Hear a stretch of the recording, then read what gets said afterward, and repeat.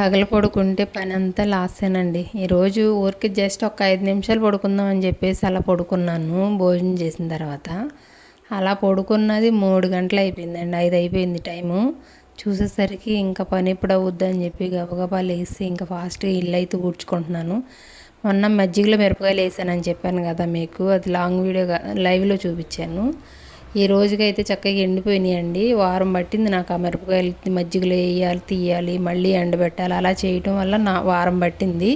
వారం రోజులకి మంచిగా అయితే ఎండిపోయినాయి కాయలు. ఈ రోజైతే తీసి లోన పెట్టేశాను.